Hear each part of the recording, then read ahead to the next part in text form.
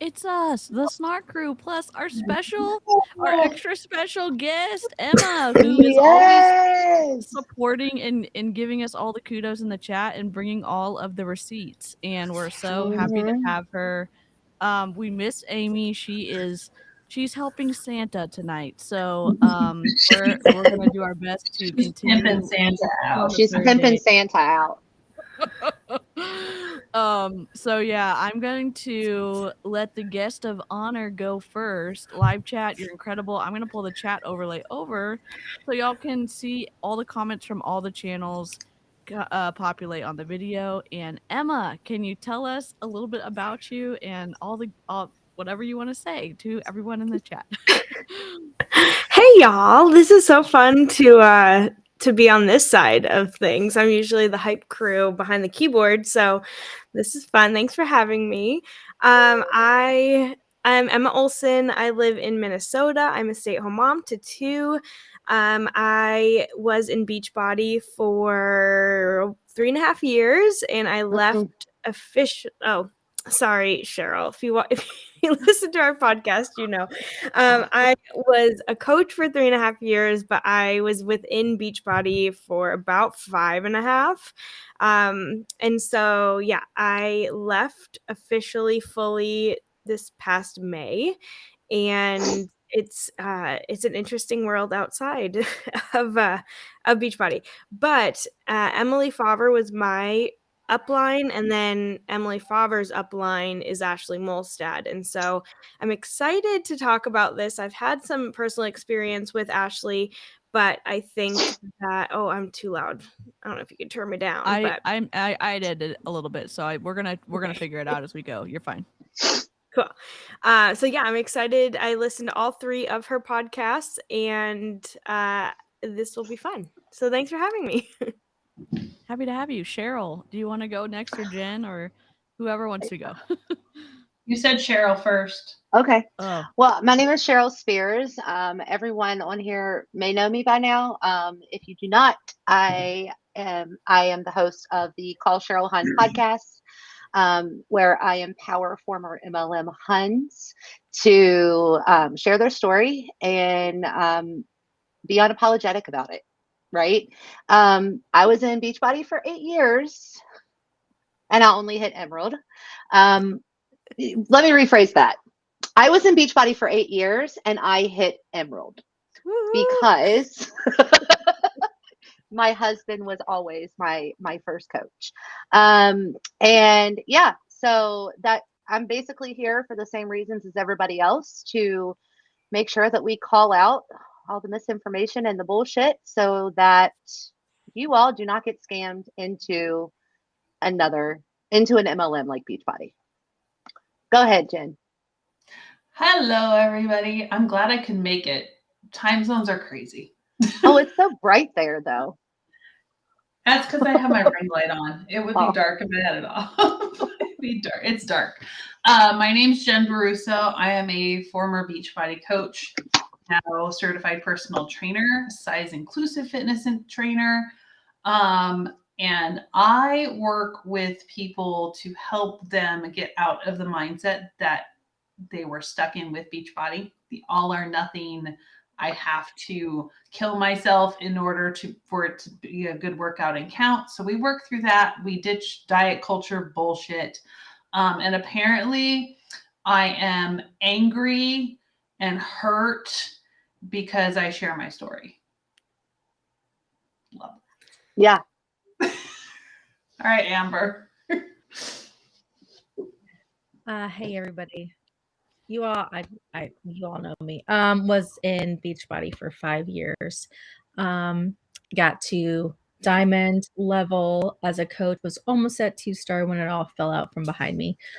My upline was I don't even think she still coaches anymore, at least not actively. She's kind of she I guess, well, Ashlie really kind of followed in her first footsteps, I guess, with just not actively working the business yet still collecting a paycheck. But I see like a lot of kind of what like Emma's story, like me and Emma's story is so similar because we had kind of similar uplines and like similar teams, just in the way they kind of operated. So I'm really excited to have her here and just hear her perspective and for her to share her story and help us really to educate and to help give people all the info that they can decipher themselves so they can make an educated decision on either completely just avoiding joining Beachbody or another MLM, or just helping them to leave. I mean, today I got another message that someone canceled their body account. So it's little by little every day we're making a difference, everyone. So Yeah, and let me tell you the count that we're up to right now. Go ahead, BC, whatever you need to do. I'll just interrupt. No, definitely interrupt. We're really excited that all of people who are leaving who find all of our accounts are messaging us and telling us they got out, and hope that it's I hope that these videos help people realize they're not alone for it not working or it being toxic or the disordered things going on behind the scenes, that there's better, more informed scientific help out out of Beachbody, and hopefully trying to point you in the right direction of professionals. I'm at least not them. There's some disclaimers in the description before Cheryl tells us the good news about how many people have jumped ship, but there's some important disclaimers about trigger warnings, the type of trigger warnings that we're going to hear in these podcast episodes. And to give you a little bit of what happened, Ashlie Molstad dropped another podcast. And so I was crafting one night and I was like, I'll just listen.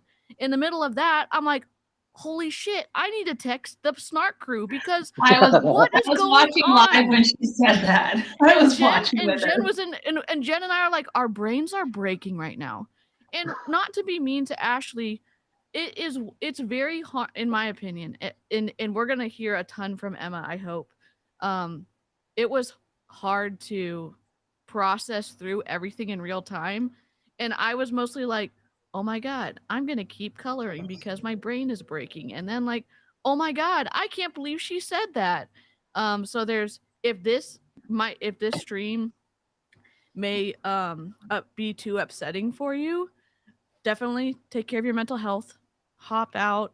We'd love a pity like, but definitely don't expose yourself if you think that it's going to be Yeah. too much. And let's make sure we get those disclaimers in all of the descriptions. Yes, for the they should be in replays. everyone's description. There, right? Okay. Mhm. Yeah, so both of them, the one that any advice that you're going to hear on this channel tonight is not licensed advice. So I'm just going to read the description again just so we have it verbally for everyone. Yeah. So there's a trigger warning. We will review a podcast that discusses mental health, suicide, miscarriage, infertility, misinformation, and unlicensed therapy advice. We're joined by Emma, and she's gonna help like go through some of this as well because she has gone through some of the things and she was able to say, oh, this is what I learned. But us saying like, here's information that combats what Ashlie is saying is not us saying that. It's for informational purposes only. It's not a substitute for professional clinical advice, diagnoses, or treatment. Never ignore professional clinical advice in seeking treatment because of something you have read or heard on social media. And I'm going to double check that all of these disclaimers are in everybody's streams, but it's in my stream. And I just wanted to verbally say that out loud so no one is going to be caught off guard. So, yes. And yet, Cheryl, can you tell us some good news before we dive into the deep end?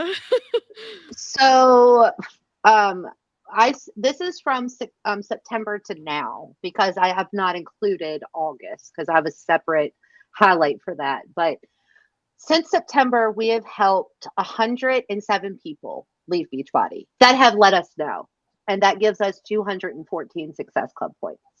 Amazing. Amazing. That's awesome. Yeah, if That's more if people anyone than I feels the helped the need to entire time. I was in Beachbody. Just so you know. We love it. Yeah. We love it. Cheryl's our double diamond superstar Beachbody Exeter person now. So she's in charge. She's at the top of the non-cult pyramid, I guess. So we love it. We love it. We love it. We love it. I'm gonna We pull love up the you in a audio non-cult files. way. Yeah, let me pull up Ashley's files. So I want to Where- say just briefly why I think that this is so important, because Ashley's a Beachbody coach, which we know. But also she did her own thing and became a life coach. And I have people within my family who are therapists. And so it is very important to me that therapists speak on therapy related things, and anyone that's not a therapist who is not licensed really understands the boundaries that they have. That I understand that for Ashlie, this is a marketing tactic for her. And I didn't think that this would be until I listened to the episodes. I genuinely thought when she was releasing this podcast that it was going to be her phasing herself out of Beachbody. But then when you hear her praising Beachbody, talking about the hi Carl, I'm the problem. It is me and us. So she is not phasing herself out, and not only is she not phasing herself out, she is giving Beachbody credit for saving her, for her suicidal thoughts. She is giving that the platform, and there's so much harm in that, because you know that my opinion, what she's going to do is then circle back and say, this saved me, this helped me. And that is so scary, because if you are having suicidal thoughts, you should be speaking to someone who is a professional to guide you through that, to a therapist. There's a suicide hotline that you can call. You should not hire a life coach or join an MLM. And so there's a lot of harm we're going to unpack here. Amy, I'm for Amy, since she can't be with us. She shared the graphic in our group text, the life coach versus therapist. So I just want to read what is under life coach. So this is what a life coach is. And literally, I said this before, anyone can call themselves a life coach. Certifications are available. You can get it in a day. You focus on goals. You're supposed to focus on the future. You have clear structure, short term, no insurance coverage. And the therapist must have an advanced degree and license to practice therapy. Focuses on mental health, rooted in past and present. So again, life coach focuses on the future, not the past. Okay. Yeah. That's all. Oh, Jesus. So yeah, And insurance covers therapy. They don't cover life coaches. Yeah. Open with. So we didn't. Well, it was just kind of a rough day, so we didn't do fun intros. But it's also, I know we're snarking. It's kind of we want to treat it with care as we talk about this, because one, there's lots of things that the podcast brings up, and it's one after the other, and it's a lot of hard things, and it's a lot of misinformation to wade through. I like watching things that are hard with other people, so that there's some, everybody can help each other float a little bit and say like, oh, this is my experience and here's this. And a lot of times the snark crew will say, here is some information from a scientific website, or from like,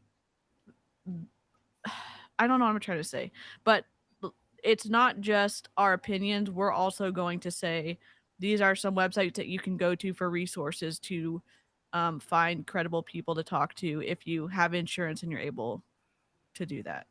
I have the audio right here. I'm just trying to pull it up. Okay, so the first episode is the title is WTF is Insourcing. We're wondering the same thing. Term. Yeah. So well, okay, so before we start, even I think it's important too that we talk about this, because if it was a one-off episode where she was talking about rewiring her brain and that was something important to her, like with proper disclaimers and her referring back to like, I'm not a professional in this, I'm sharing my experience, fine. But the entire purpose of her podcast is to teach you how to rewire your thoughts. And you are not licensed for that. Not only is that not in the scope of practice, which is, life coach, whatever, you need to really understand how trauma works, how the brain works, and she's not. And so that's why I think that this is so important, because it's the whole podcast premise. So there's going to be week after week her overstepping the boundary, and that's so dangerous. And for the people that blindly follow her and don't listen to the truth, right? Like, I don't want to say it that way, but I used to be this person with Ashlie. Like, Ashlie wasn't even my coach, and I bought into her body positive badass course, right? So much so that it didn't set well with me, but I decided to buy the second one, right? Yeah. So it's convincing, like Carl, she's very, yes. I mean, and people who have followed Ashlie for years and have not seen her red flags and just like blindly go and do whatever she tells them to do. This is really scary. Really and scary. I feel like a lot of also her like target audience now for her podcast is like Beachbody people. Yeah. So I just pulled up the life coach school, and this is from like the very first page. Your brain is the most powerful thing you have in the world. Everything you do and the results you create are all caused by your thoughts within the brain. When you learn to manage your mind, you'll be blown away at what you're able to create and how easy it is to build the exact life you've always wanted. The process is simple to learn and will create massive changes in your life faster than anything you've ever tried before. Are you ready to go all in on yourself? That's directly from the website. So she's taking their concept, first of all. Yeah. That's her intro, isn't it? Well, I was going to say close. that's Robin stuff. Isn't that her intro to her podcast? Yeah.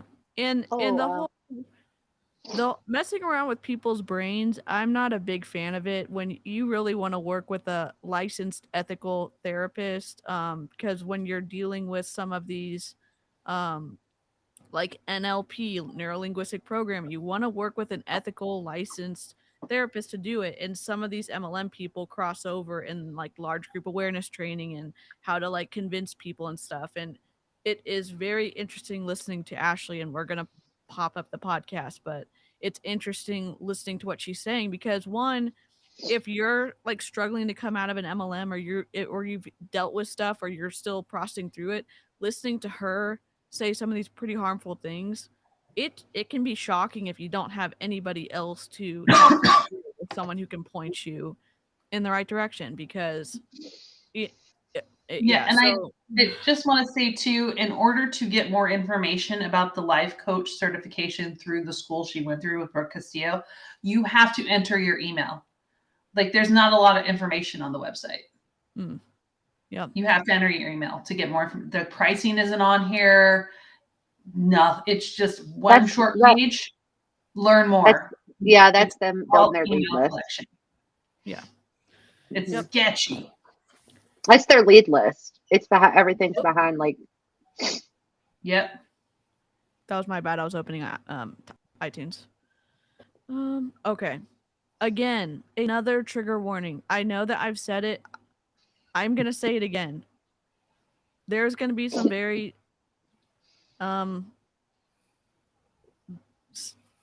shocking things that Ashley's gonna say, and I'm not overstating what I'm trying to say. If you have any sensitivity or triggers relating to trauma, please make a wise decision for yourself. Because it was not a good surprise when I was listening to it, because I didn't think it was going to be this kind of podcast, especially when there's no trigger warnings in the podcast itself. I knew that there was going to be language in it.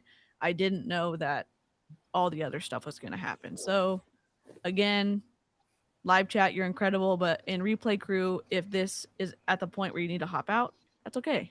Take care of yourself. That's the whole point. Okay, let me see if y'all can hear. Give me a thumbs up if you can hear the deal. Can you hear that? No? Dang it. Okay, let me womp womp. Okay, let me add And background. while you're doing that, I'm going to say Yes. to protect the consumer, which is what we're here for, right? Like, that is what we are screaming. To protect the consumer, there should be basic things. And that is disclosing things, trigger warnings, having disclaimers, and that would have been helpful, right? Anytime you mention abuse, neglect, anything, even using those terms, miscarriage, we have our brains are very smart, and they have protectors and managers that will, you hear a word and your brain remembers things that it is suppressed. And so let's try it out. Yep. Hopefully y'all can hear it now. Let's see. Yes? No? No. No. Play. Dang it. Hit play again. Um, No. No, ma'am. dang it. I pulled it into the thing. What the heck's happening? Well, this is odd. Is it in Chrome? That's my answer for Yes. everything. Is it in Chrome? It's right here in the stream. Let's see. Let's try. Technical difficulties. We're besties, unfortunately. Let's see. Add a source. Let me try this.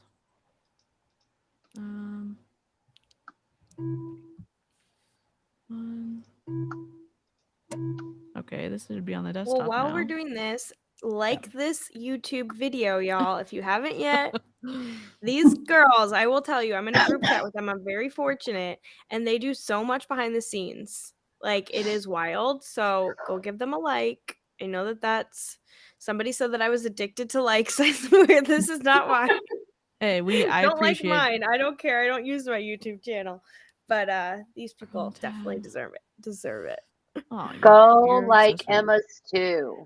No, I don't care about any of that, really. Send it to Carl.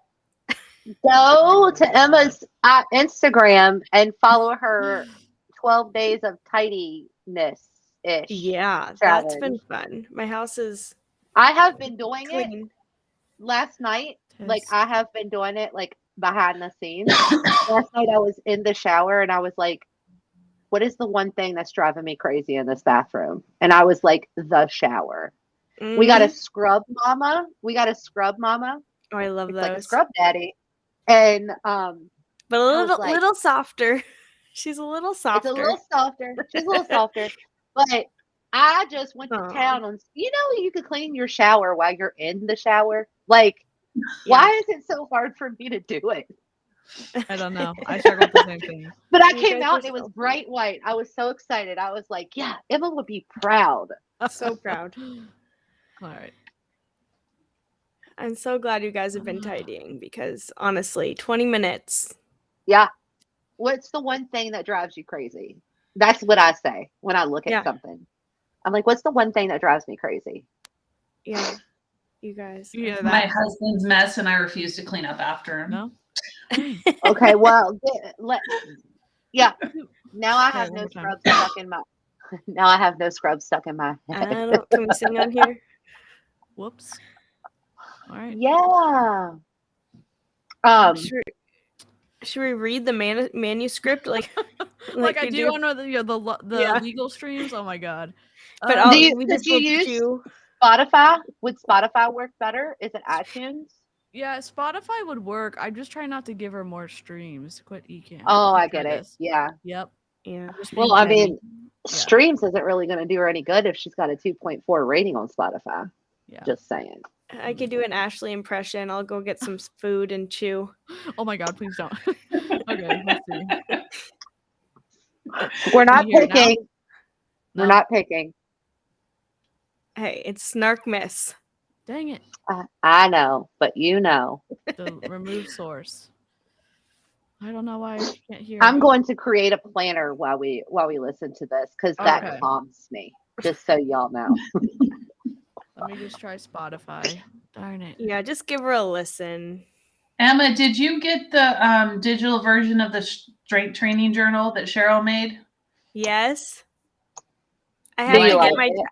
Yeah, I have to I don't have well, my daughter has a tablet, but I don't have I need to get an iPad or something. I You feel can like. download it on your phone too. I didn't tell anybody that. Oh, cool. I mean, I Oh, looked yeah. at it, but I didn't The In-Source use it podcast. yet. oh, I can hear yes, it. You can? heard it. And you might Yeah. be wondering, This? like a Okay, lot let of me people rewind it. did, what the hell? Okay. I didn't want people around Yes. me anymore who didn't like me for me. You And I was stop. finally showing up as me. And I knew if everyone else left, at least I'd still have me. And that was terrifying and incredibly freeing. And what I found is that the people that stayed or the new people that came into my life loved me. And I also loved me. I no longer needed the world to like and approve of me. I just needed to like and approve of me. I learned that there is no better expert out there on what I want and need than me. And that is the power of insourcing.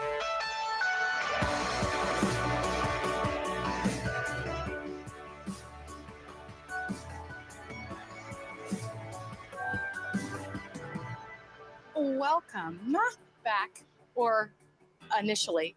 I don't know. This is episode 1. So what the heck? I don't know. Welcome. Just welcome, guys, to the InSource podcast. And you might be wondering, like a lot of people did, what the hell insourcing is. I getcha. But it is just what you would think it is. It's the opposite of outsourcing.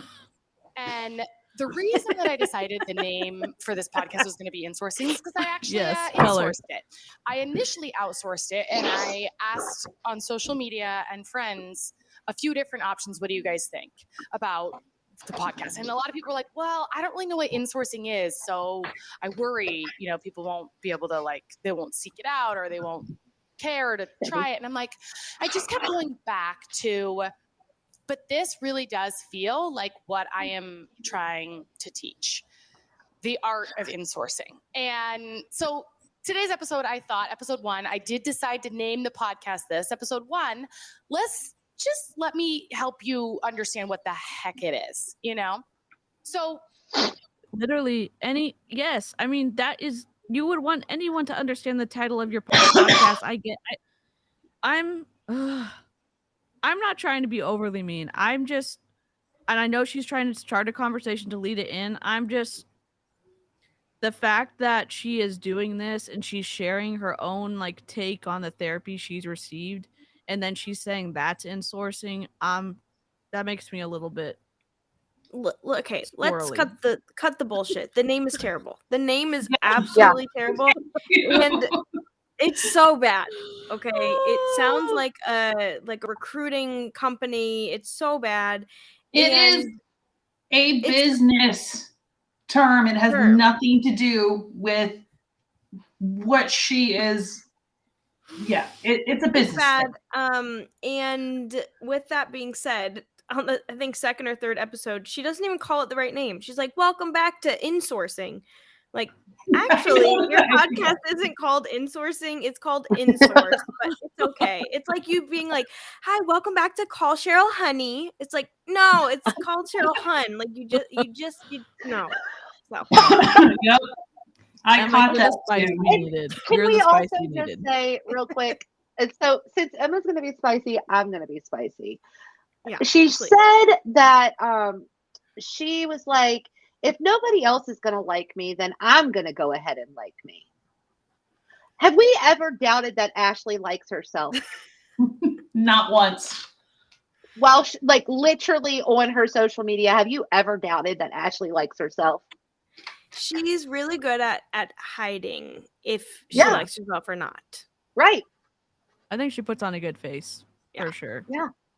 I just I guess part of me is like, oh my gosh, as someone who doesn't really like themselves sometimes, I go through ups and downs, I really like connect with parts of her saying like, "Hey, figure out who you want to be on the inside." And like, Emma said it best on her live the other day when she was trying to say like, "Hey, not in a like F you kind of way, but like I really like myself and I want to be around people who like me too." And I understand that part, but not not in the way that Ashley's doing it for sure. Yeah.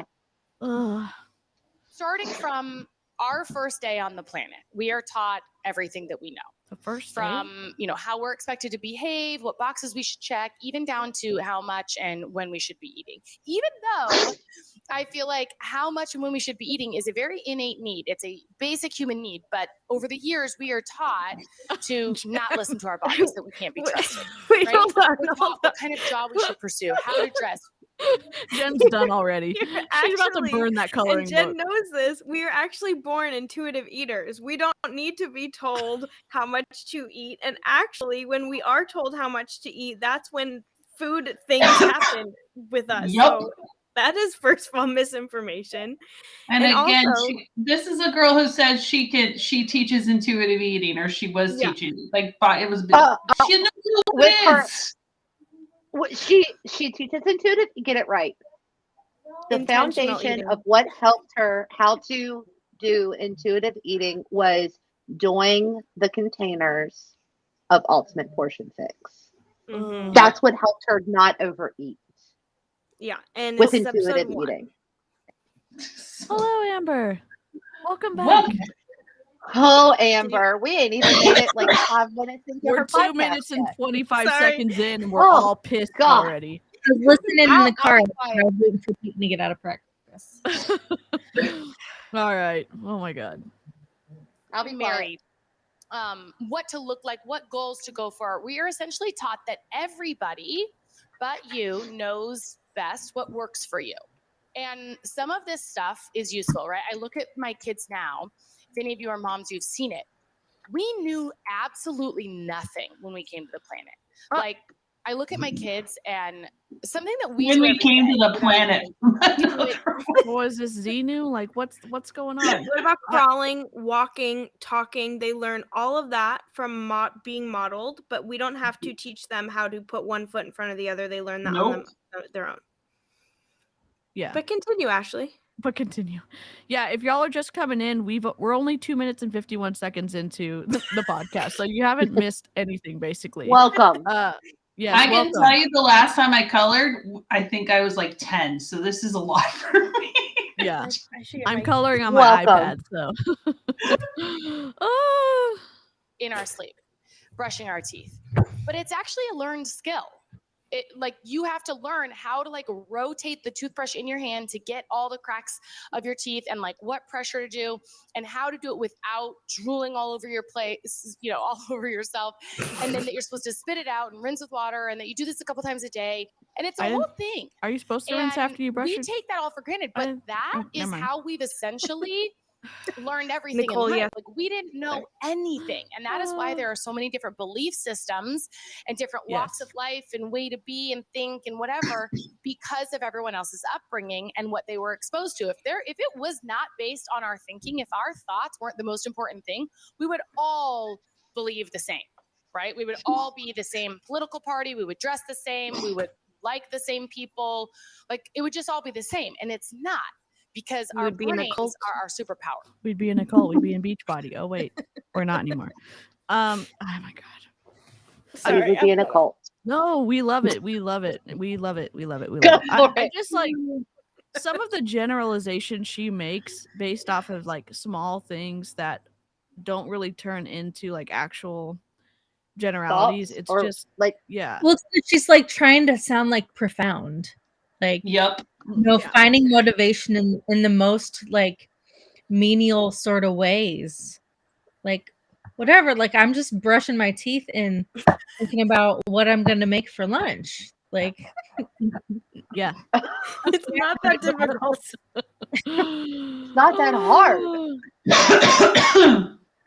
Man, I think it sounds like she's trying to gear up for a logical like platform to say the bullshit she's about to say, and it's just a weak start because you're just like, are we Yeah, getting it's like pranked right this. now? You're like, okay, and then it's like, Oh yeah. Then it's bad. It's bad. A lot of the stuff that we know and taught are useful, and they're stories that we want to keep, right? Stuff that has built us up, stuff that keeps us alive, stuff that keeps our teeth clean and hygienic, right? But some of the patterns that we were exposed to or things that we were told over and over again are bullshit, and it's just keeping us weak and holding us back. But because we're never really taught how much of life really is just created in our brains, that we are the writer, producer, director of our own experience, we're never really taught that. So we don't trust ourselves. I can't tell you how many clients I get on the phone with, and I'm like, well, what do you like? And they're like, I don't know. What clients? Is she talking about Beachbody, or does she have actual people who pay her money? No, I think to she's tell them talking. stuff? I think this is her trying to convince herself that she is she the has main clients. that she's the main character of her own life, and well, it's not she translating. ended that contract with whatever company she was with. I'm pretty sure it was with her uncles. Total nepotism, probably. This is my opinion happening there, but it's like she has no clients. She is so full of crap. None. Yeah. She was charging people. It was like it was $145, $200 an hour. What? To speak with her, and it is. I'm undercharging. Yeah, it is. Yes, you are. And the therapy is usually less than that. So. What? Yeah. I guess like I keep getting shocked, but I'm like I still am shocked by Well, Ashlie Molstad every day. Oh, well, I mean, God. when you sign up and you ask for coaching through the life coaching school, you can apply. It's like $297. Oh my God. Wow. Checked Again. in with me to see what even my hobbies are.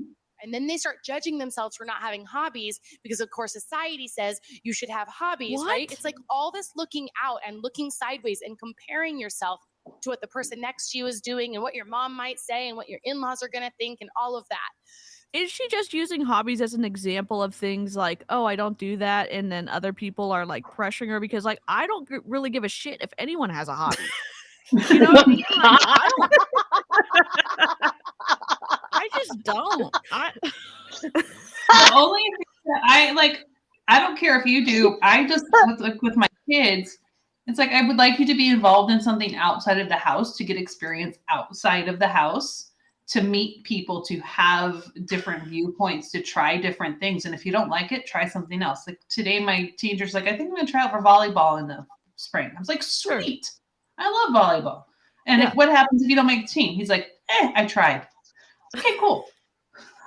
Yeah, I think those are cool. I think like being involved in like a group or an organization and being able to get skills and stuff like that is great.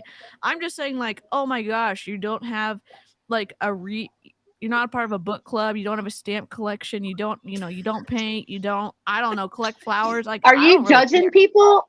Yeah, I mean, like she's judging people for not having a hobby. That's what I don't. Yeah. Is it? I don't like, care what you do on a Wednesday. No, I think she was. Ashley's judging people for having hobbies because she thinks they've been told they have to have hobbies, so that's why they have them. Holy, it's not. Okay, see, I completely took it. Amber, and my Either hobby way. is. What'd you say, Amber? What? Sorry.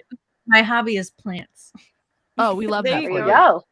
Baking. I'm mostly like, yeah, and you're a great cook. Y'all definitely like drop some hearts in the chat for Amber's new hair because it's a whole moment. We love it. Heck yeah. Yes, Purple hearts it for Amber is. for sure. A mess right now because even a mess, it looks really great. Yeah. Yeah, it does. Oh, I actually wait. Hold Yes. on. Yep. This is important. I just learned this. Instead of asking your kids, "How does it look?" you can ask, "How does it feel?" Ooh. Yeah. So Amber, how does your hair feel? Oh gosh, it feels so much better now that I cut all the dead ends away. Because I will say, I had COVID in September, and I've lost some hair like around my hairline and stuff. So I was hoping, like the bangs would kind of help camouflage that. Because I can admit that, unlike Autumn, who wears clip-on bangs, I still believe that those are clip-on bangs. That's not why I got bangs. Carol, your bangs are incredible. Because I You need, already had bangs. Yeah. When I met well, you. I I got it from you. I need Botox. Anyways, how does it feel? Continue. It I love feels, that though. Amber, I think you It look feels like great to be on again. Marilyn Monroe-y. It's very Marilyn Monroe-y. Ooh, yes. Yeah, I could probably do my hair like that. It would just Yeah, you could. Yes. like pin it and stuff. I do have red Mhm. lipstick on, so maybe on next live I'll do my hair and Heck yeah. Make stuff. Thank you, Love it. Nicole. Know what we want, like, dream for, and desire, we stay small. And when we stay small, we're easier to control. And that is the way that the world likes us, because when we're easier to control, we feed the system, we put money into it, especially when it comes to, body insecurities. That is a multi-trillion-dollar industry, the diet industry. You're in it. And cellulite You're was never in a She's in problem it. until someone decided, hey, And You're in it, she's ma'am. over exaggerating. It's a lot, but it's not multi-trillion dollars. It's brilliant. I feel like Ashlie takes her medicine and then she just goes on these rants and she doesn't remember anything she says in any of these podcasts whatsoever. Because remember, Cheryl, when we did when's my episode coming out, Cheryl, on the podcast? Because Actually, I think it's next week. Do you remember Amber's what you podcast. I don't think she remembers anything she said, to be honest. The whole time I'm like, what is wrong with Amber? Like, Amber is, y'all will understand. It's like either Amber doesn't like me or like something's going on with Amber. And I should have just paused the podcast and I should have just said, let's do this later. But at the end, I was like, Amber, did you take your medicine before you got on the podcast? And she was like, yeah. As a One kite. time I recorded a just podcast really with my chill. friend. I recorded a podcast with my friend Lindsay, and I had coffee, and then right after I had a drink, and I was on antidepressants at the time. And Oh, that was Lord. not a good combination because I recorded an entire hour-long podcast and I blacked out. I did not remember it. And I had to the next day say to Lindsay, I was like, literally, I don't remember recording the podcast. And like, thank goodness I didn't get behind a car or anything. So Yeah. warning to all y'all, don't mix things. Okay. And then Well, especially Amber's don't is- record the podcast.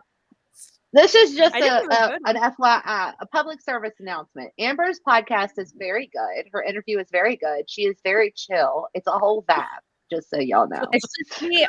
Listen, it was at like we were at like 2:30 in the afternoon on a Sunday. That's Yeah. my Yeah. that's It's my perfectly Prime fine. time. chill out time. No, you know, hey, I wait told you to listen. already. You know what I No, mean? yeah, I have. Look, you do you, boo. I'd do it too if it didn't make me hungry, happy, sleepy the whole entire time. Oh my gosh. I can't wait to listen, Amber and Cheryl. Yeah. cream that would combat cellulite. And then it's like, oh, I guess I shouldn't have cellulite. Let's buy the cream, right? And so it's like all those little things add up, and we don't realize that we're thinking thoughts or that we're being exposed to things that are creating our internal belief system. We just think that we're looking at the world objectively, and this is what it is. I am fat, therefore I am disgusting. These What? I'm sorry. I should have also put a trigger warning for fat phobia, but I forgot that this part was in there. I should have just said Ashlie Molstad as a trigger warning because most of y'all know what he says. Yeah. As a blanket statement, like Oh. Yeah. that immediately be prepared for just like trigger warnings and Listen, she's not necessarily wrong that the messages that we receive oftentimes become the beliefs that we have about ourselves.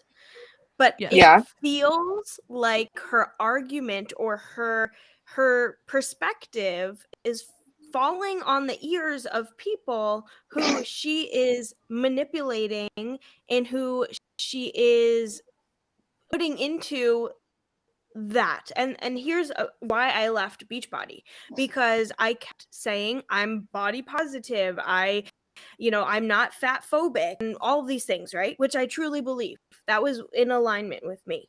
But then I would enroll people into this MLM that recommended side-by-side photos, that recommended portioning your food, that recommended thinking that you were a better human when you're smaller. And so I could Mhm. never fully stand behind my messaging because I was putting people into the ring of fire. If I was saying, and Ashley's done this on Body Positive Badass, she's recruiting the people who have disordered Yep. eating.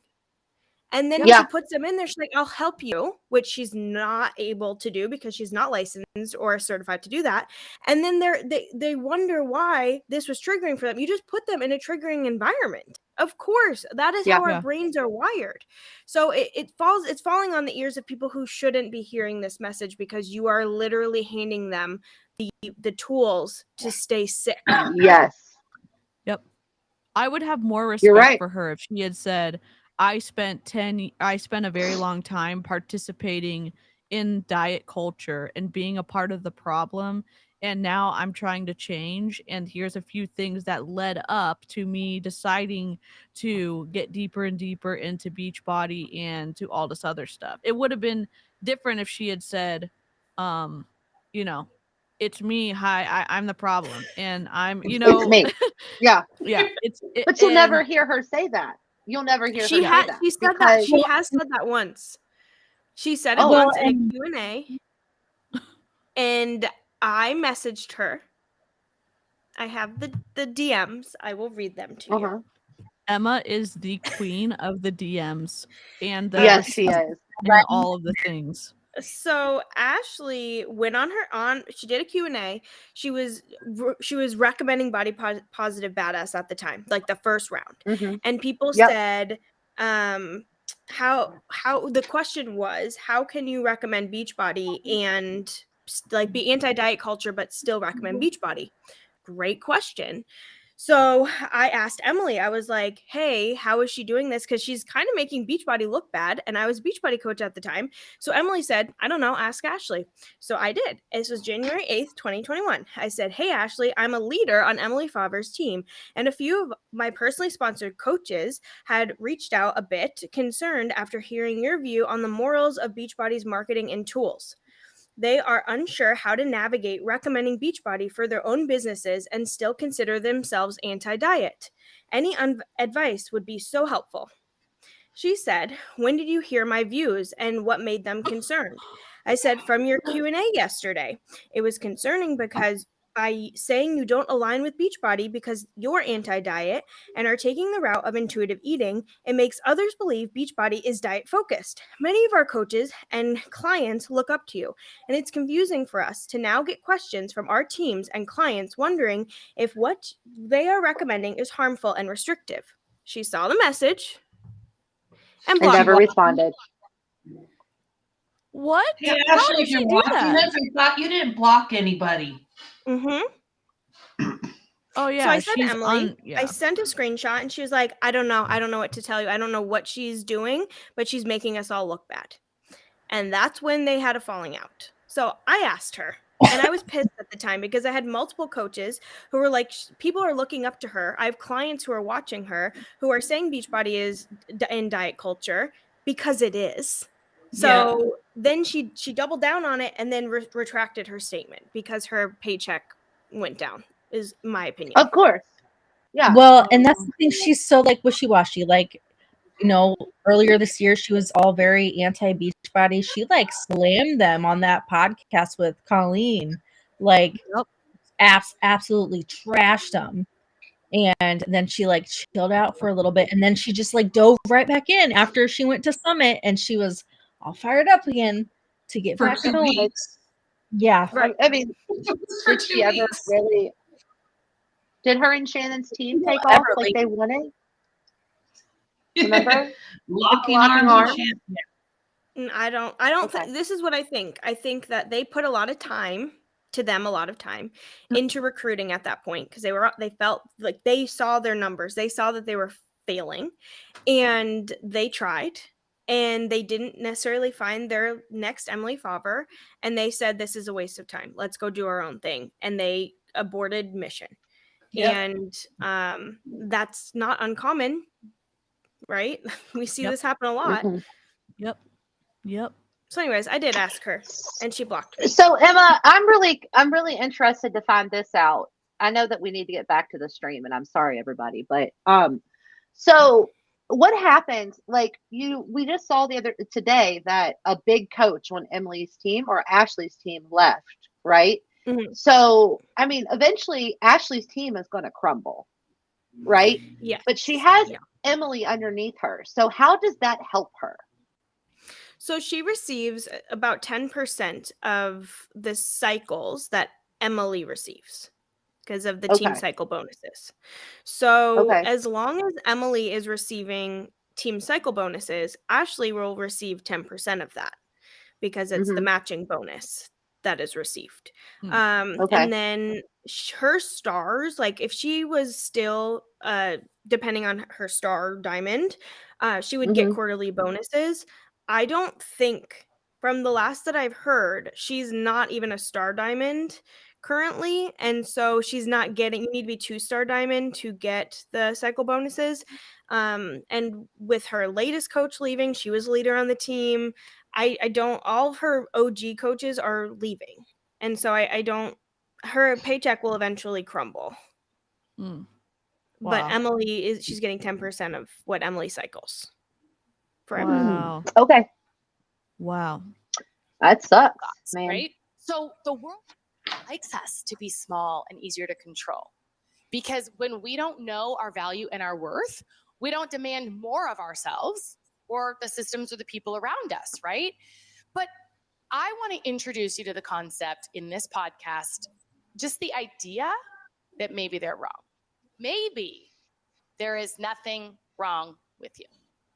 Because what if the problem isn't that you don't know what you want to do with your life, but that you think you should? What if the problem isn't that your parents failed you? It's that you believe they should have been different. That was for me, right? Actually, all of these are me. I did spend a lot of my life thinking that I should know what I want to do, that my parents should have treated me better. Well, my mom specifically, that my body was the problem, right? But what if your body is not the problem? It's just always that you've thought it was, because the truth is our thoughts control everything. Every single thing in our life comes down to our thoughts. The issue. Oh, okay. I know I'm supposed to probably let it keep going. I don't think everything in life comes down to our thoughts. I'm as someone who like believes in like very broad things sometimes, or I initially am drawn to like, does this rule apply to everything? I love it. I know that some things don't. So like if I and I don't know what you think about that, Emma, or other Snark crew members. What I don't think that everything in life comes down to your thoughts. I think some things are important in how you are like thinking and speaking to yourself in some instances, but I don't think everything does, because if that's the case, then what happens when you're the victim of something? That doesn't play out then. Yeah.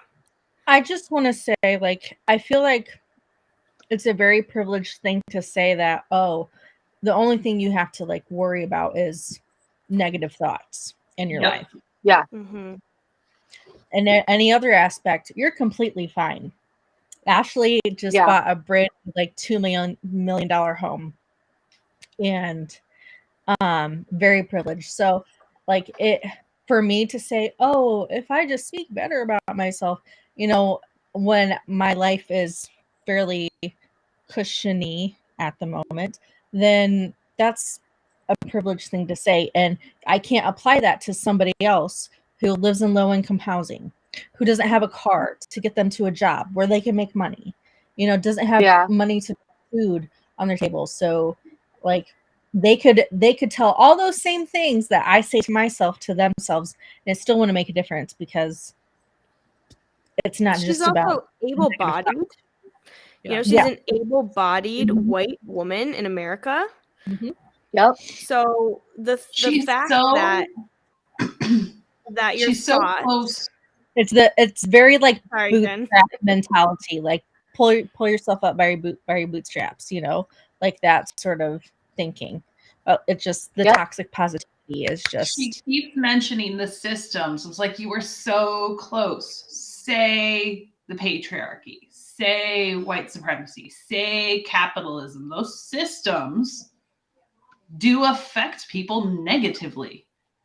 Not necessarily upper class, skinny white women, but it does affect people, and they're Yeah. a problem, and they're broken. Like, And she's what I've like learned in this close. therapy is something to me could feel very large and important. And that same thing could feel very small to DC or to Cheryl or to Amber or to Jen. Yeah. But that doesn't mean just because their perception of what I'm going through might seem small, to me it's big. And so that means it matters and it holds weight. And so when you tell someone that you are just a product of your thoughts, when you start to have the thoughts, well, this feels big to me, you're continuously invalidating their experience and their feelings. And what we learn as parents is the first thing that you do is you validate a child. Yeah. And that is what she's doing the opposite of, in my opinion. Right. Yeah. That's a super good way to put it. Never been any of the things that have happened to us, right? The weather, when you're like, oh, I had a bad day because it rained the whole time. Okay. No, it rained. That's a thing. The abuse. And this one, there are some like what most people on the planet would agree are. Pause. Before we get into this. First of all, weather. Yeah, the weather, if you're maybe sitting inside your $2 million house and it rains, okay. If you're homeless and it rains and you're freezing cold and you haven't eaten food, day. It's a big thing. That's a bad thing. Yeah. It's your circumstance. I get. There are people who are really struggling with their thoughts and are in a negative headspace where it rains and it's like the worst thing in the world. It's the worst thing in the world to them that day. Okay. And so for her to then equate the weather and it being a minor inconvenience to abuse, which is what we're going to hear, is so hurtful and harmful.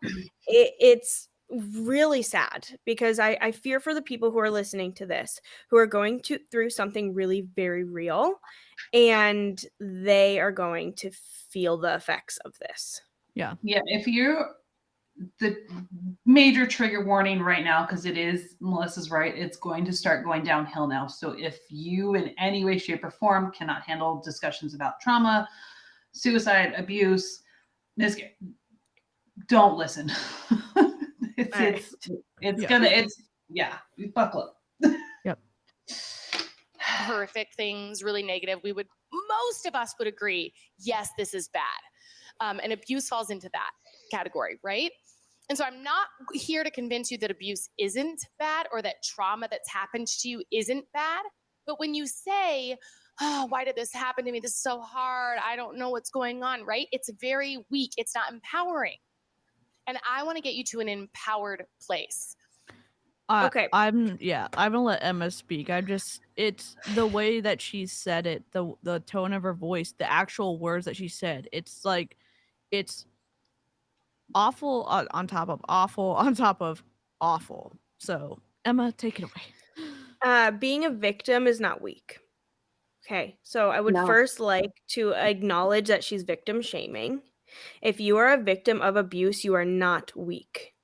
I have been in an physically abusive relationship, and I can tell you that in the most vulnerable moment of my life, I was still not weak. Okay, and so for her to minimize abuse and to say it is just your thoughts is so hurtful, and it is not weak.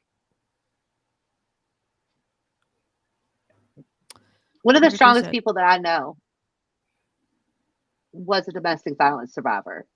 And that right there pisses me off. Yeah. It's the example is it's overstated and generalized. So for you, abuse is bad, period. So she could have continued with the weather example, and I would have maybe been more on board with what she was going with. But when you say abuse, neglect, abuse, that is bad across the board.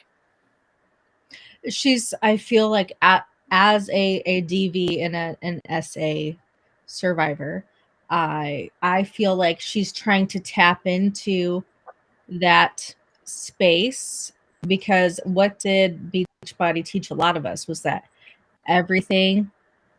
you share everything so you can connect with people. And now they're telling people to niche down. Use your traumas and your tragedies as a way to help motivate you, to build you up and take you to the next level in your life. Because that's I mean, that's kind of the messaging that I was getting when I was a Beachbody coach and doing all these life coaching sort of like Mhm. listening to like the webinars and stuff and paying for the trainings, and a lot of it was like victim blamey, victim shamey, and like, are you going to continue to be a victim? Are you going to get over it? Again, with the pull yourself up by your bootstrap mentality. It's so, it's gross. It's disgusting. Yeah. Because she's looking for her next like Emily Favre. That's why Yeah. it's her Yeah. ultimate goal. Yep. Yeah.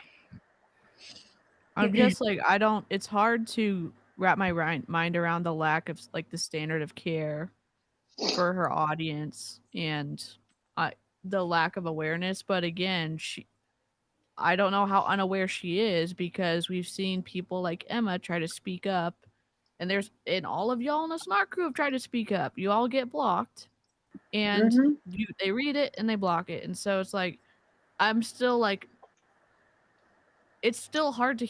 I mean, obviously, this is only the second time I listened to Ashlie, but it's like, I don't even have words to say because it's just hard to listen to it, and So I sent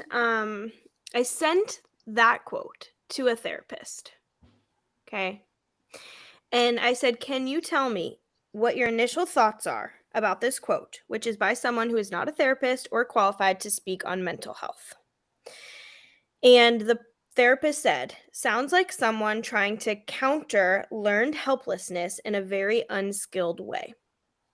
So I Googled learned helplessness because I am not a professional and I've never heard of that term before.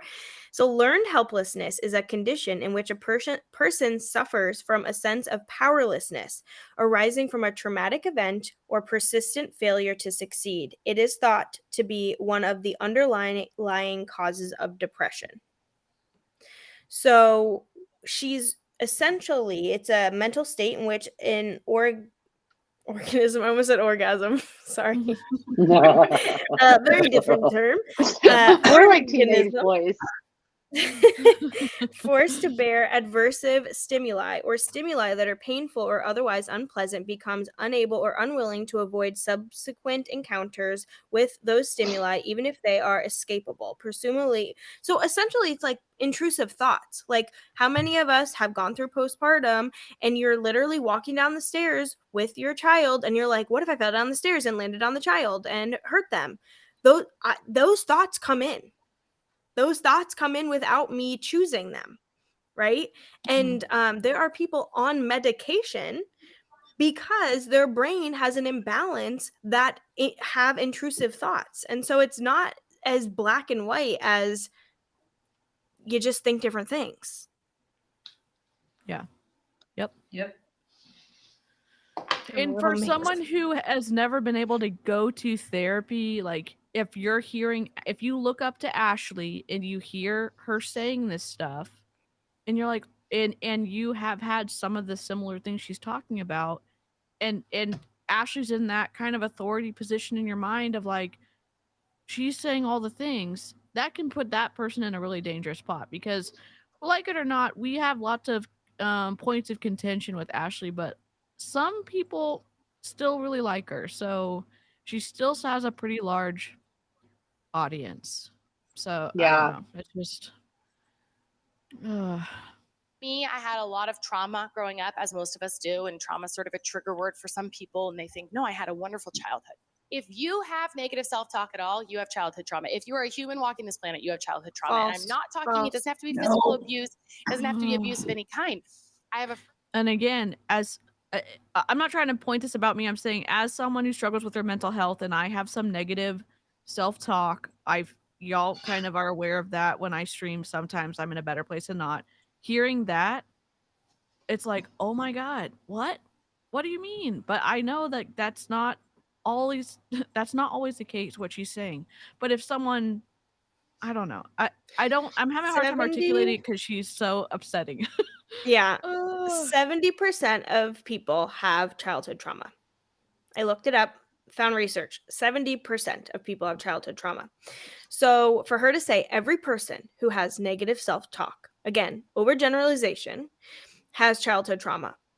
You might be a person who had an exceptional childhood. Your parents checked all the Right. boxes, and then you had a traumatic experience happen in college when you were 21, 22. And then you have negative self-talk after that. So it's again an unskilled person who is not educated in this space, spreading misinformation, overgeneralizing, and it can cause harm. Because another thing that can happen is if you're like, "Oh, I have negative self-talk. I have that. What did my parents do? What Yep. happened in my childhood?" You start to point the finger at your parents. Yep. Yep. And they may not have done anything in terms of the trauma that Ashley's claiming had happened. They might not have been responsible for any of that. So it's just it's dangerous to again be spewing this without any qualifications, or I don't know. I just And who she's one of the most successful people I know. And she gave the story about how her dad used to brag to his friends about what a good soccer player she was. And it made her feel like she has to achieve in order to get love. Now, when you're little, you're not consciously aware of this, but that is what her brain decided, right? It's exposed to a thought. I do something, I perform well, I get affection from my parents. Oh, I love affection. That feels good. Let me continue performing well. And if this thought goes unchecked, it spirals out of control. And then you become worthless until you have achievements. That is trauma, right? So no, it's never been. it's praise versus encouragement. So there's a whole, you can Google this and learn about this, but it's like telling your child good job, good job, good job, good job. And that's praise. And then encouragement is they're stacking blocks. And instead of when they get the block, you say, you stacked on top of the other block. Look how tall your tower is. Your tower is getting so tall. A prince could live in that castle with like that's encouragement. And so what she's saying is that that's trauma, which some people might perceive that as traumatic. Fine. But what she's saying is that's traumatic or trauma, when really what she's talking about is praise versus encouragement. And it could be a secure attachment thing where that's completely different as well, or can be different too. And that's the thing. It's such a case-by-case basis that when she overgeneralizes, she doesn't know. It's misinforming the consumer. Yep. Any of those things that have happened to you, the weather, the abuse, the trauma, the passed over promotion, the shitty boss you had, the miscarriage, the divorce, all of those things are all just circumstances. And circumstances are things that we can every human on the planet would be able to agree to, right? We could prove it in a court of law. And I'm Googling what a circumstance is. I don't know if she's already said it. I kind of like glazed over a little bit because it's just, man, it's wild listening to this again. She's about to say something about a neutral circumstance, and she's about to say, Yeah. We pick up new things every time we re-listen. Yeah. So a circumstance is a fact or condition connected with or relevant to an event or action. Okay, continue. Okay. I don't know. That's why I know abuse isn't. It is a circumstance. It is a neutral circumstance. And when I first heard this, I thought that's crazy. That's Who not said right. that? Who told her that? Like when you first heard it from who? Cite your source, first of all. Literally, Who freaking said that? I'm Googling that. Abuse is a neutral circumstance. Like, where is she getting this shit from? I don't. She's like, when I first heard that, who told you that? Your therapist, life coach, like my current circumstances, I don't understand where the fuck. TM said the neutral circumstance bit is from a life school podcast. It is. Oh my god. Episode 187 from the life school. Yeah. Neutrality of circumstances. It says the main idea behind this practice is that life presents us with neutral circumstances and we choose to interpret them positively or negatively, which creates a full range of human experience. On the first session in this series, we're taking a deep dive into the neutrality of circumstances and why anything that happens in this world is neither inherently good or bad. I explain why you must develop the skill of being able to interpret any situation that comes up and the immense benefits that it can expect as a result. No. Wow. Oh my god. She really isn't coming up So- with any material. No, No. she's legit Rachel Hollis. Like, None of she's it. Rachel Hollis. She's a Rachel Oh Hollis my wannabe. god. What Oh, original there's a- thought that cute little head hurts. You can read the episode transcript. Oh boy. Wow. We write that Dang. podcast down. Yeah. Wow. Oh my god. And the reason that it's important that you know this is because I want you to see how truly powerful your brain is. And because there are people out there abusing others in the world, not every single human on the planet could agree that abuse is bad, right? And now, What? Excuse me. I don't understand. Did she really just say what I think she just said? I'll rewind it 15 seconds or 30 seconds. Let's see. and that is why I know abuse isn't, it is a circumstance, it is a neutral circumstance. And when I first heard this, I thought that's crazy. But it is. And the reason that it's important that you know this is because I want you to see how truly powerful your brain is. Okay, so I'm reading the episode transcript from this life coach episode. There are 44 murders that happen every single day in America, and that's a stat I got off of Google. So we're just going to go with it.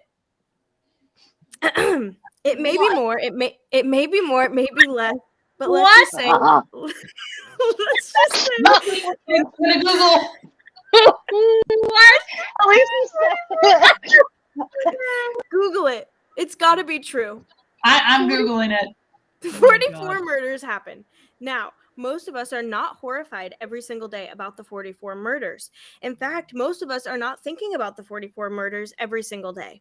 So most of us would say that the murders that happen in the day we're pretty neutral about. Okay, we understand that murder happens. We understand we can't control all of the murder in the world, and we feel pretty neutral on a day-to-day basis about murder. And the reason why is because we're not thinking about it consciously. Now, if we were given details about I don't know if I want to say this. There would have been trigger warnings. There should have been in this. Yeah. 9/11. They talk about 9/11. Oh my gosh. so. This is her mentors. She listens I to look their at people who are podcast all the disabled. time. This is what it says. I look at people who are disabled, people that have horrendous experiences in their life. In my opinion, things that have happened to them that I think are incredibly awful, they have a very positive attitude about it. Two people can have the exact same experience, and one of them can use it to have a positive, wonderful life, and one can use to have a horrible life. And how do you explain that is if the event itself is a horrible thing, you can't. So you have to talk about the term circumstance. Oh my god. They are just facts. So yes, The this is difference in outcomes is healing, and like, am I right? I mean, that's the difference in outcomes. But also, like, to say, like, that person dealt with that trauma better because they're happy and Yeah, making a lot of money and, you know, have a family and look fine doesn't mean that their circumstance was neutral when they got abused. So that, Yeah. I mean, I don't know how to articulate it, but like Ashley spreading this shit and this other life podcast doing the same thing. I mean, maybe I'm like taking it the wrong way. Maybe they're not saying it in a great way, but I don't agree with that. And like, even if it takes you longer to work through, not work through, but like there shouldn't be a you limit have on how It you just heal. There shouldn't be how a fast limit you on how you yeah. work through anything. feels it feels so dismissive, right? Yeah. Like just very dismissive Yeah. all around. Because I think being with the dismissiveness, especially with like these life coaching sort of shady people, is they're looking for people that they can gaslight easily.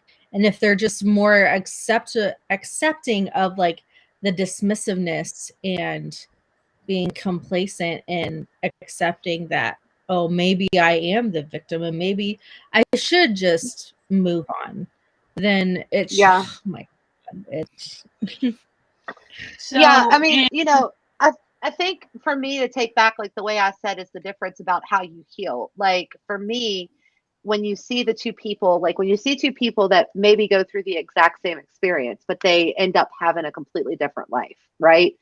It's I'm not saying that it's like one person healed from it and the other person didn't, but it's the way that I'm not even going to say like it's your thought process, right? Like for me, I had a pretty crazy childhood. Okay? Like pretty crazy. And I remember when I was 18 years old, I moved out with my friends, right? If I would have moved out with the wrong group of friends, Cheryl wouldn't be the Cheryl she is today. You see what I'm saying? Like I was able to, and my mom's even said that because my mom was like, if you would have moved out with the wrong group of friends, you would have probably ended up being a drunk or some type of drug addict, to be honest. yep. Right. But I moved in with the right group of friends and yeah, we partied, but my friends kept me on track and brought me back down to earth, would call my mom if I got out of line. Right. Like that's what I mean by the difference yeah. because Well, and I could have been on two separate paths, but I was blessed enough to have the path that I took. and The people really, surrounding me. I mean, Ashley's trying to equate it to like circumstance, but really Yeah. there is decisions that we make too. Right. That Right. and sometimes we make bad decisions, and with those bad decisions comes us learning from them and Right. just learn not doing that again and being better from it. Like Yeah. it's And there's a lot to speak to that. There's so many to making a decision. Made a decision in a split second, and it was you were in fight or flight mode, and you made a decision, and it was the wrong one. But in the moment, that's Right. what felt the most safe. Like there Right. are protectors and managers that are wired in our brain, and it's so circumstantial, like depending on the exact circumstance. But Yeah. like Melissa said, two people can go through the exact same experience, and one can have trauma from it and one cannot. I mean, and it has Yep. nothing to do with how weak or strong the person is. And Nope. I go back to my sister and I a lot because my sister and I lived the same childhood, and I have moments that I recall and I perceived as traumatic, and she didn't. And we were going through the exact same thing, and we had we were different ages at the time, so our nervous system was wiring at a different time. Like there's so many factors that play into it. So Yeah. yeah. And because there are people out there abusing others in the world, not every single human on the planet could agree that abuse is bad, right? And now here's the other thing. I'm going to show you that your thoughts lead everything in your life, but then I also want you to see that you get the choice to continue choosing those thoughts. For me, I'm going to continue choosing abuse is bad, but there is still power in Abuse is bad in any situation. Abuse is bad. Abuse is bad. I think everyone agree. Well, let's think just like the most generous interpretation. Sure. The abuser. Okay, the person doing the abuse. Can't speak for everyone, but I would assume that the abuser knows that what they're doing is wrong. That might be something that they perceive it as like they're getting, like they enjoy it, okay? So like, but they still know that that is wrong because it's wrong, right? It's like Jeffrey Dahmer. He knew what he was doing was wrong. Yeah. Yeah. He knew But murder was Ashley, wrong. what did Like, Ashley murder is say wrong. about that? She had compassion and empathy for him. I mean, again, I'm not trying to be We don't have to go there. compassionate. We don't have to. I'm just saying, like, We ain't going there, but that's what working- she said. working with one of my clients that I work with, they're in the mental health field, and the more and more that longer I've worked with them, the more complex being a victim is. I say victim of a crime, but also when you're also there is more information that leads up, like we talked about circumstances for earlier. I'm losing my like words because I'm very nervous, but like Don't be nervous. You're doing great. Sweet. there is really harsh, horrible things in some of these backstories for some of these people that society says are awful, and and that doesn't take away from how awful what their actions were. And I think we hope to like learn and intervene earlier when we can, but that is, both of those can be true at the same time, is what I'm trying to say. Like, and it's not just, oh man, they were born evil and they're just doing evil shit, no, you know? So like, I'm just trying to say, like, the circumstances also can impact the bad person. You can have empathy. Yeah, you can have empathy for the way that they were raised or the way that they grew up, right? Sure. Like John Wayne Gacy? No, the co-ed killer, right? The co-ed killer, his mom locked him in the basement and made him sleep on the basement floor, right? Like she treated him like garbage, and that's horrible, right? But then you see how, and it's the system that's broken because the system didn't step in and get him help, but they did try to help him, and he outsmarted them. So it's like Bundy. I mean, there's a lot. Look, I'm a true crime series. I watch it all. It's my favorite thing to watch on TV. So I mean, your girl goes to sleep with disappeared. So. My best friend in grade school was the most normal girl ever. Her parents were so nice. She had a nice house. But she murdered another girl when we were in high school. Yeah. So I had friends, 2 girls that went to my middle school, 6th and 8th grade, and they murdered their mother because their mother was going to send them away to live with their dad or a boarding, like the oldest was going to a boarding school and the other one, I can't remember what it all was, but they completely murdered their mom. And they were just, well, the older sister wasn't normal, but the younger one was. Yeah, I guess like what her saying that that she agrees that abuse is wrong, but other people might not. Like, it's wrong even if you don't see it as wrong. Like harming someone else, messing with their human rights, like negatively, like anything like that's wrong. Harming someone else is wrong, and even if you don't agree with that, that's not taken into account, because that's like, in that situation, that broad situation, like your perspective is huge. And so I just don't want anyone in the chat to listen to this and listen to Ashley and say, well, oh my gosh, what do you mean abuse is neutral? It's not. Abuse is wrong. Harming someone else is wrong. Is wrong. Yeah. So.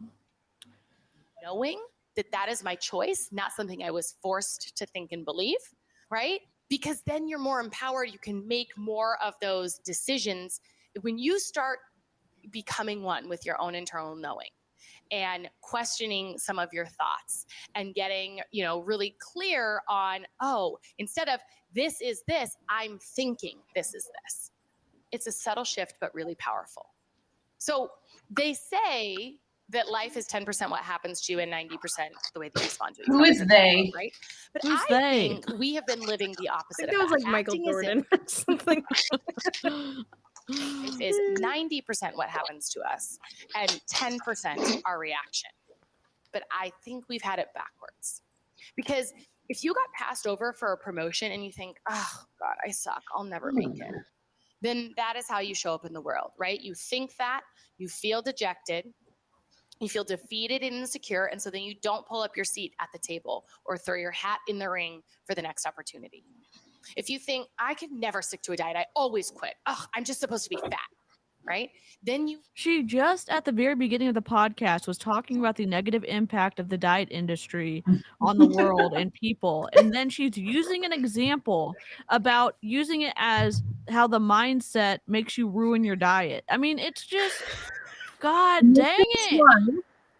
And this is why I think Ashlie does not remember anything she says No. in these podcast episodes. None of it. It's just whoop. Melissa just quoted Glennon Doyle, Becoming One with Your Own Internal Knowing. Today in her stories, Ashlie shared her favorite personal development book, Untamed by Glennon Doyle. Yeah. Shocked. Man. Okay. Learn to not show up for you. You learn that you can't do things you set your mind to, that you can't do hard things. You think that you are the problem. Glennon Doyle. And then the next time that you set a goal in your life, whether it's physical or anything, and then it gets the least bit hard, you're going to quit because, quote unquote, that's just what you do, right? It's so much more complicated than that. And again, it's so much more complicated when you're talking about body image or even eating or giving your body like nutrients or training for a marathon. Yeah. Dang. Ashlie. Okay, so this I'm going to read about your belief system because I think that this is important. Everyone has a belief system that drives their behavior. To be successful, we should understand the major beliefs that influence our work. If we believe that equity markets are efficient for blah, blah, that's stupid. Our beliefs are not always at the forefront of our subconscious. That is what makes them challenging. We are perplexed when asked outright about our beliefs operating system.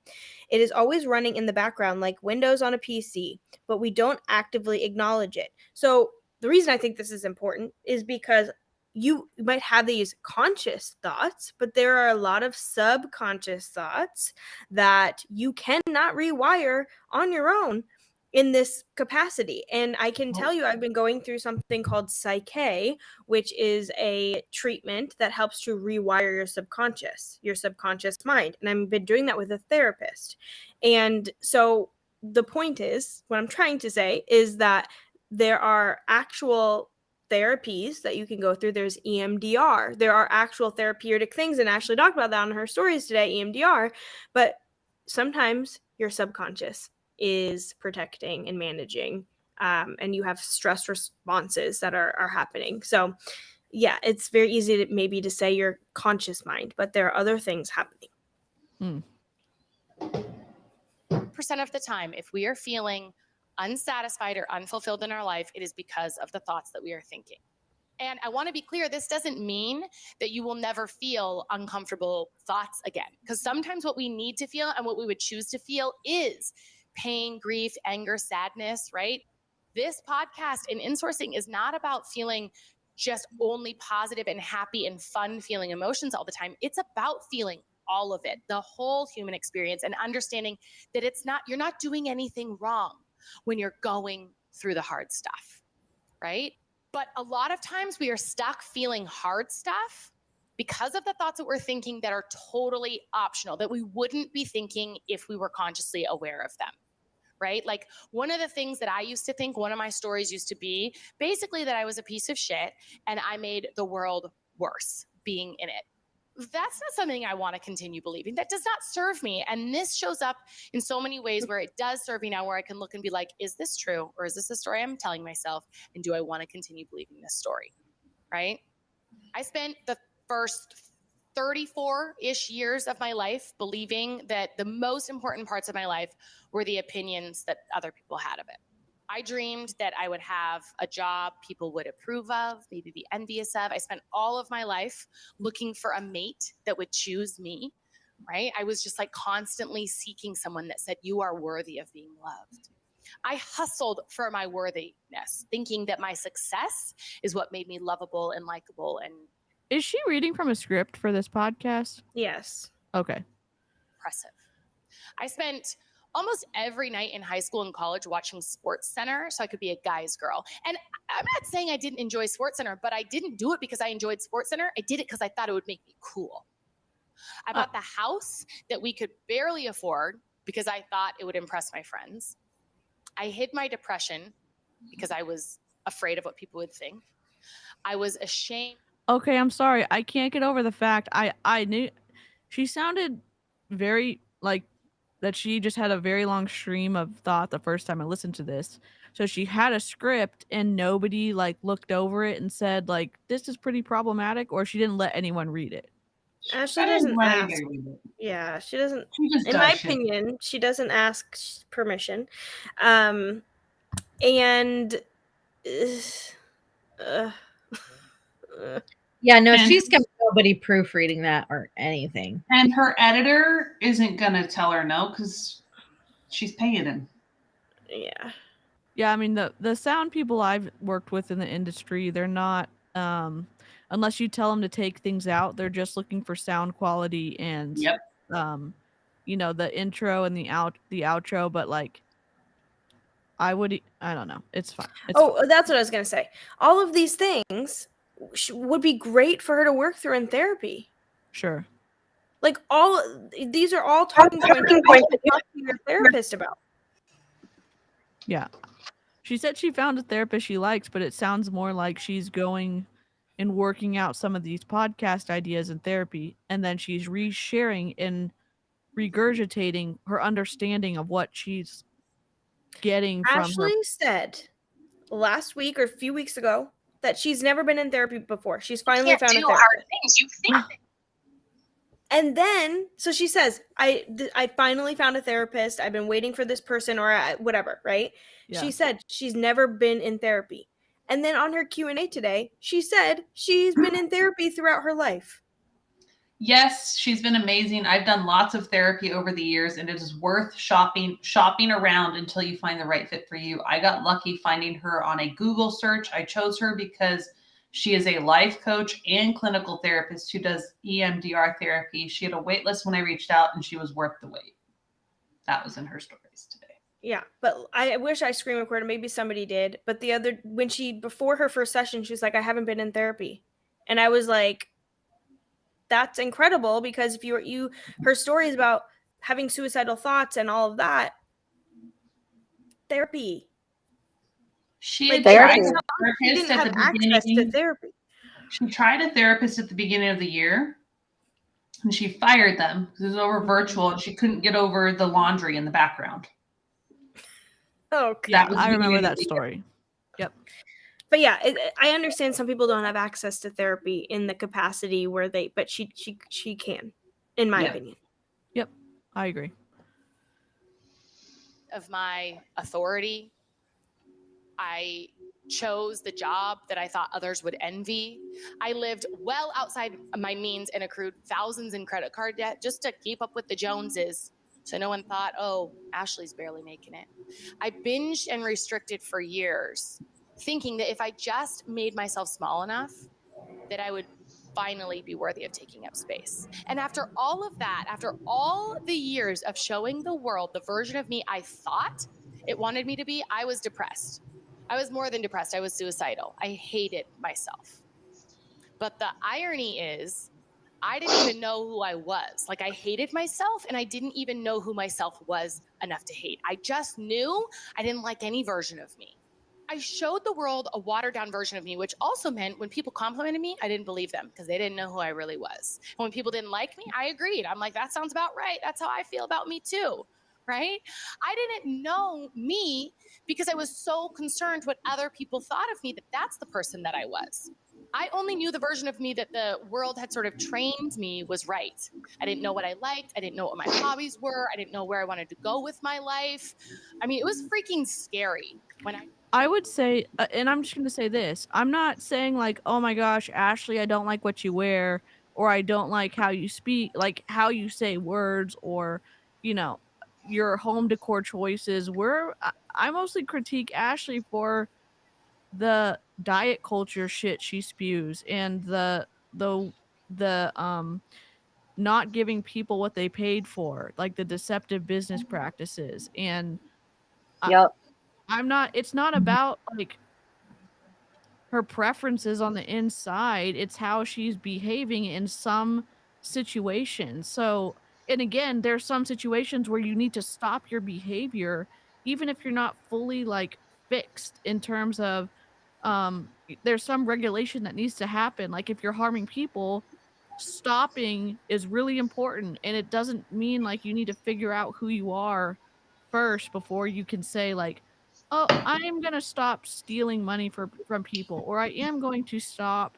Um, I don't know what the list of like things that you can get in really big trouble for, like fraud and all that other stuff. But I don't know. I'm not. I think that Ashlie is behaving sometimes in a way that we're coming for her and like the person she's trying to be, and it's like I'm just here because you're just using deceptive business and recruiting practices, and you're, in my opinion, harming people like with diet culture. And I don't know. I don't know what y'all think about that, but I wonder if she's seen my last reel I did on her. I haven't watched it yet. I can't wait. Can't wait to see it. I think that we might not be coming for her that way. I think that there are people who are very unkind to her. Sure. There are people who really prey on every single thing that she does and speak very negatively of her, and that must be really hard. Yeah. Yeah. Yep. So I agree. think Yeah. that I'm proud of you guys for really sticking to the message, because I mean, one person can think that Ashlie is annoying and the other person can think that she's endearing, and that's really none of her business, and Yeah. it's not the internet's business either. Right. So if you keep it as we're pointing out things that are of harm or misinformation or deceptive, I think that that's important. And me and And Cheryl hurtful. talked about Yeah. Cheryl, you and I talked about that on my episode of the podcast, how we focus on Yeah. the behavior. Behavior, not the person. Not the person. Behavior. Because once we resort to like ad hominem attack sort of things, it just completely, it cancels out everything the message that we're actually trying to get across, which is pointing out the behaviors, deceptive behaviors that are learned and how it's learned, and just bringing out the facts with a little snark thrown in too, of course, but it's about behaviors and educating on that and helping people see through all of the bullshit and the smoke they're trying to blow up your asses to get you to join their teams. So yeah, and my hope is like, if you're on Ashlie or Emily or any these bigger teams and you're watching this stream, gosh, I hope that maybe you take some of this to heart, or I don't know, in a miraculous situation, maybe someone sends this video for Ashlie to watch, but it's not.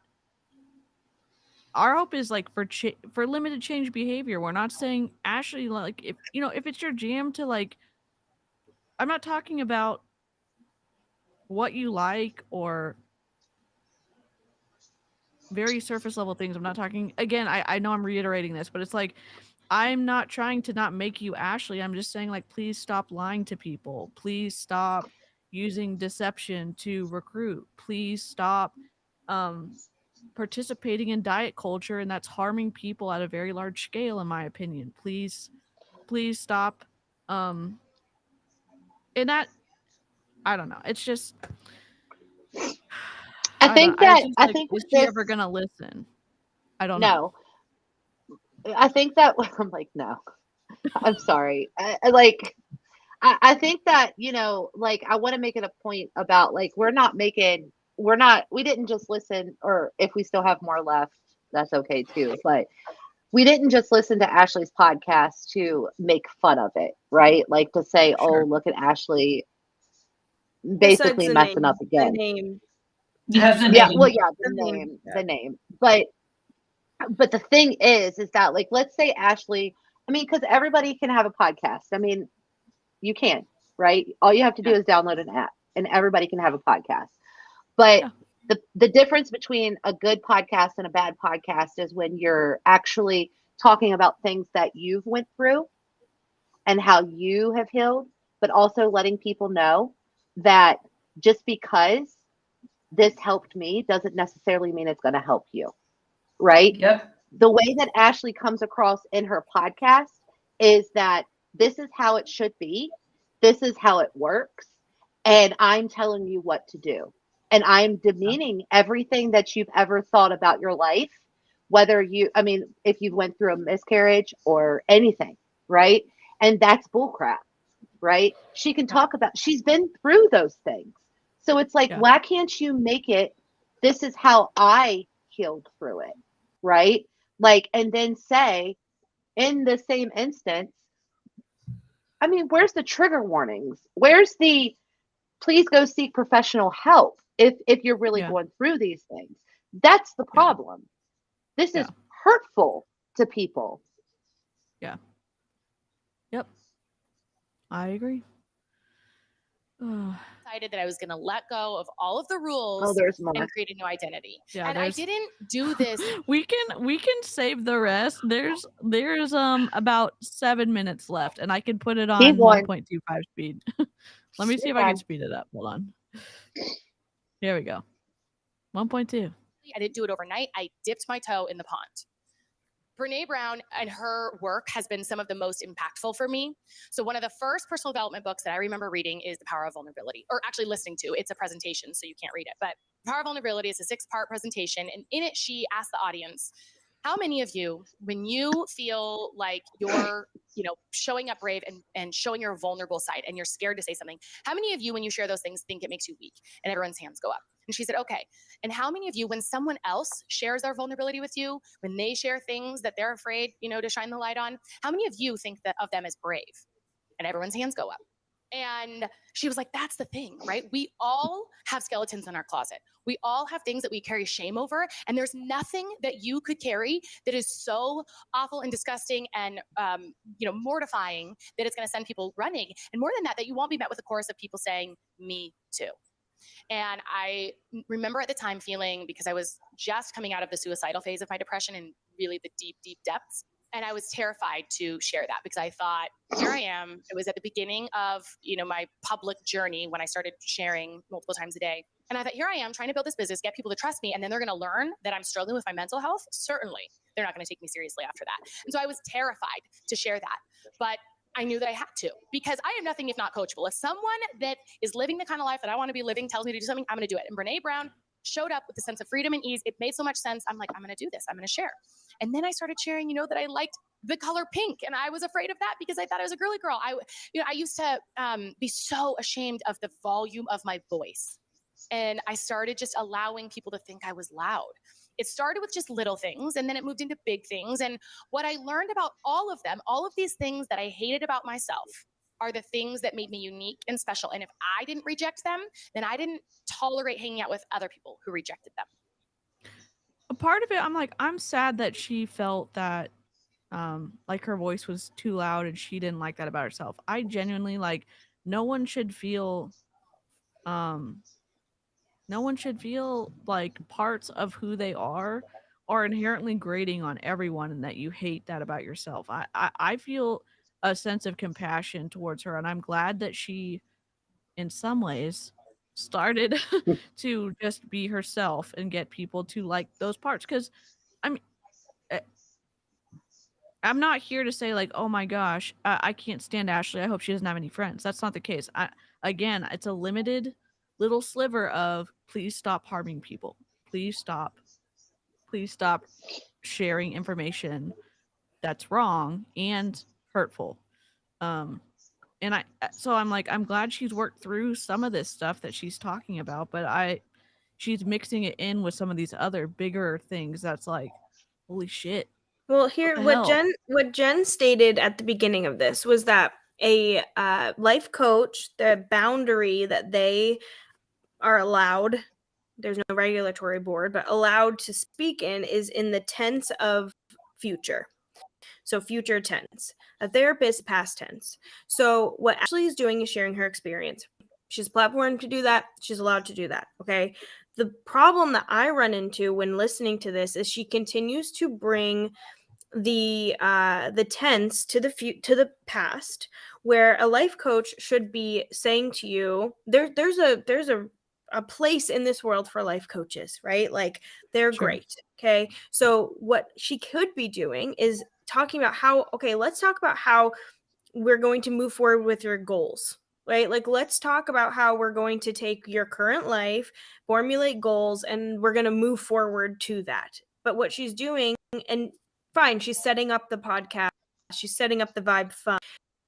But if you listen to the future, why I wanted to talk about this is because I'm going to talk to you about like your childhood and help you to rewire the foundation. That is a therapist job, not a life coach job. Yep. That's a very good thing to keep reiterating here is, and again, if you're watching this in the future, replay crew, you're incredible. That again, life coach, stuff in the future, therapist, stuff in the past. And that's a good, like, at least it's a good filter to say, oh my gosh, I have a little bit of like squirrely feelings about like, should we be talking about this? That's a good like litmus test, at least, to get on the right track. So Well, and Amy said, because Amy went through a life coach school, and what she said was that what they learned in life coach school was that if you are speaking with someone and they're talking about something that was out of your scope of practice, that they would refer them. They would say, like, you should be working with a therapist on this, but what I can do is this. Yeah. With you. Mm-hmm. Have that very, very clear boundary. So what I would ask of Ashlie is, if you in the future are going to put disclaimers and things, I would hope that you would have someone to refer people out to if they come to you and they say, hey, I was really triggered in your episode and I'm realizing that I have childhood trauma that I haven't worked through. I hope that she has resources to send to people that she is not compensated for. I think that's important. It doesn't turn into another code that she sends out for a therapist, then she's getting a kickback for it, because that is really icky. Yep. Agree. Yeah. These things that I thought made me never good enough made me exactly enough. And of course, not for everyone, right? There are still people who, when I decided to show up, I lost a ton of people, but I lost the right people, because people that didn't like me, that didn't appreciate me, they opted out. And that was good for me. I didn't want people around me anymore who didn't like me for me. And I was finally showing up as me. And I knew if everyone else left, at least I'd still have me. And that was terrifying. And at the same time, incredibly freeing. And what I found is that the people that stayed, or the new people that came into my life, loved me. And I also loved me. I no longer needed the world to like and approve of me. I just needed to like and approve of me. And so I got busy exploring my desires and dreams and my wants and my no ways, my oh hell yeah, and my oh, fuck no, man. I learned that there is no better expert out there on what I want and need than me. And that is the power of insourcing. The definition of insourcing is to use one's own personnel or resources to accomplish a task that was previously outsourced. We have outsourced so much of our lives, in a our business, thoughts, in our a dreams, business, our choices. In a business is a business. Oh my god. Oh my gosh. Do you think that's a good place to stop since with the definition for tonight? Yeah. Or oh, y'all, I don't even know what to say. Amber, how are those? Holy, they look delicious. You like my cheese pie? Yeah, Heck yeah. I'm They very look envious. so good. I would love a segment, Amber, of you reacting to, well, I guess you're blocked from Autumn, but you could download it and do side by side of Autumn's, like, I don't know, her Shakeology stuff, and you just like cooking a full delicious dessert. You know, I would love that. I will absolutely do that. Because I've thought of doing that before. Like, I have so many recipes from my mother-in-law's like recipe, like family recipes that have been passed down for decades and decades. I have to pick some, and a lot of it is like baked goods. Heck yeah. And I really succeed at like baked good things. But yeah, That's That's- incredible. it's all the good snacks. Yep. Amy is the one who has the life Yes. coach certification. And she was the one that, was giving us the information about the before and the after in terms of like what you can do and then who you need to refer and stuff like that. So and there's ethical life coaches out there who have integrity, who know the constraints of what they can do, and they operate within those boundaries. So it's not us trying to be like, oh my gosh, life coaches are the worst. No, we just need to know like how to operate, and also as the consumer, if you're looking for someone to receive help from, like, you understanding what they can and can't say too, so you don't get twisted in the process, because that can happen if someone in that position is operating out of their boundaries. So well, that's an hour and 51 minutes snark, kind of a somber snark for day 3 of 12 days of Snarkmas. We have more maybe more lighthearted snarks coming for the rest of the days, and maybe Emma can join us again. This is our little baby request, but don't want to cross any boundaries, but you're always welcome. Mhm. Loved your input. Guys. It was incredible, and yeah, I don't know. I'm just so happy to get to be on these streams with everybody, and that we get to do this and try to start increasing like the reach of addressing things without the ad hominem, which sometimes happens in these commentary videos, and not in these ones, but in commentary videos, and hopefully it's gonna continue to be able to provide that for everybody who watches these. So Mhm. Yeah, day 3. a good point to that we didn't talk necessarily about is that life coaching is not regulated. So Good there's not point. necessarily somewhere we can go report things about what's being said, and that's also, and that's a problematic in itself. But you Yeah. just pay someone to keep you valid. And if y'all need the coloring page for day 3, it's on my my page. Oh, You can look color how it on good an that iPad. is. Easy, that's You can good. It you can drag and is. drop the colors on Procreate. That's how the file's set up. So if you just want to have a coloring moment or a drag and drop moment, you could do that on your tablet. So, or print it out. It's on my bio. So yeah. Thanks everybody, Thanks, and we will everyone. catch you on the next live stream. Bye.